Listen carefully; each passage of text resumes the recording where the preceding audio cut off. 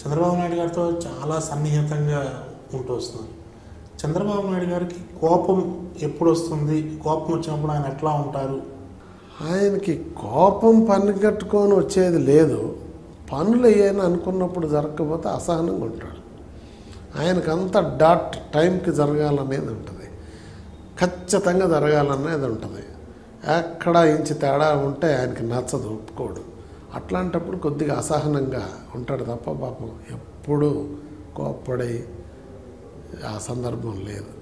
వాళ్ళు కోప్పడాల్సిన పరిస్థితి వస్తే ఏం డైలాగ్ వాడతారు సార్? అంటే మీరు ఇద్దరిని చూశారు, ఇక్కడ అన్నగారిని చూశారు, చంద్రబాబు నాయుడు గారిని చూశారు. అన్నగారు అయితే కోపం వచ్చినప్పుడు ఏం డైలాగ్ వాడతారు, చంద్రబాబు నాయుడు గారు అయితే ఏం మాట్లాడతారు? అన్నగారితో అంత దగ్గరగా డే టు డే నేను పనిచేయలేదు. అన్నగారు అదొక తీరు ఆయనది. బాబు గారితో మట్టుకి డే టు డే ఉదయం నుంచి సాయంత్రం వరకు పనిచేయటం జరిగింది. ఆయన ఏదైనా ఆయనతో పనిచేయటం అనేది జీవితంలో ఒక అనుభూతి. కోపం వచ్చినప్పుడు ఎట్లా ఉంటారో చెప్పట్లేదు. కోపం అనేది పెద్దగా ఆయనకు వచ్చిన సందర్భాలు నేను పెద్దగా గమనించాల. ఏమి అంటే ఎట్లా ఇంకా మీ మైండ్ సెట్ మారలేదు అంటాడు. మైండ్ సెట్ మీరంతా ట్యూన్ కావట్లేదు, ఇంకా డెవలప్ చేసుకోవాలి అంటాడు. ఇంకా గ్యారప్ కావాలి. సంతోషం వచ్చినప్పుడు సార్? సంతోషం వచ్చినా పెద్దగా బయటపడ్డా, కష్టం ఉన్నా బయటపడ్డా, స్థిమితంగా ఉంటాడు మనిషి. ఎప్పుడో ఒకసారి ఎక్స్ప్రెస్ చేస్తాడు అంతే. మనకు తెలిసిపోతుంది మీ అంటే మనకంటే మీకు దగ్గర నుంచి చూస్తుంటారు కాబట్టి ఈరోజు సార్ మూడు బాగాలేదు తెలిసిపోద్ది. ఇష్యూ ఏదన్నా అయిందంటే స్పీడ్గా వచ్చేస్తాడు ఆఫీస్కి. ఇంకా అసలు సీరియస్గా లాన్కి వెళ్ళిపోతాడు, ఇంకా టకటకలాడేస్తుంటాడు. ఇక ఎవడికి చెప్పే పని అడిగి చెప్తాడు, మళ్ళీ దాన్ని మానిటర్ చేస్తుంటాడు.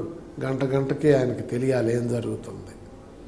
అట్లా ఒక క్రూషియల్ స్టేజ్ 2012 నుంచి 2014 మధ్యలో ఆల్మోస్ట్ ఇక స్టేట్ బైఫర్కేషన్కి సంబంధించి ప్రతిరోజు దాదాపు 3ంటికి 4ంటికి ఒక్కో రోజు అయితే తెల్లవారుజాములో కంటిన్యూ అయినటువంటి పరిస్థితులు కూడా పార్టీ ఆఫీస్లో కార్యక్రమాలు జరిగాయి.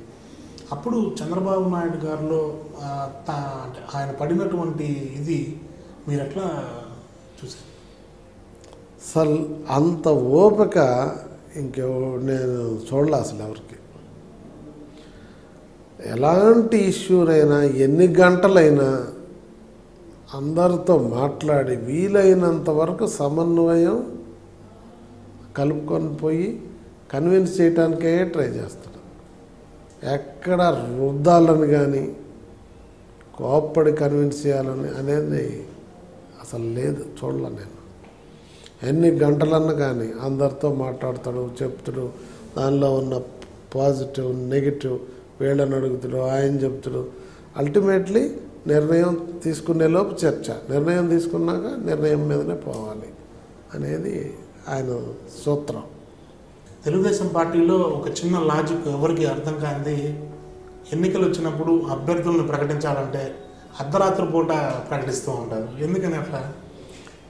అంటే ఆయన ఏంటంటే అందరినీ సంప్రదిస్తుంటాడు. ఒక సమాచారాన్ని ఎప్పుడు నమ్మడు చంద్రబాబు నాయుడు గారు.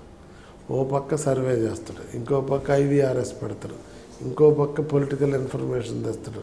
ఇప్పుడైతే గవర్నమెంట్ ఉంది కనుక ఇంటెలిజెన్స్ ఉంటుంది. అన్నీ తెచ్చి ఎక్కడ ఏముంది జిల్లాలో లీడర్లు అందరూ ఏం అభిప్రాయం చెప్తున్నారు, అందరు కన్విన్స్ అయినారా కాలేదా, ఒకవేళ ఎక్స్ట్రా వీలైనంత వరకు అందరిని కన్విన్స్ చేస్తాడు. కొన్ని చోట్ల కన్విన్స్ కాకపోయినా ఈక్వేషన్ దృష్ట్యా చేయాల్సి వస్తే మళ్ళా వాళ్ళని పట్టుకొని ఈ కన్విన్స్ చేసి ఆ విధంగా లాస్ట్ మినిట్లో, ఎందుకు ముందు నుంచి చేయలేం కదా, లాస్ట్ మినిట్లో ఆ ఎక్సర్సైజ్ చేయటంలో పర్ఫెక్షన్ వచ్చాకనే రిలీజ్ చేస్తాడు లిస్టు.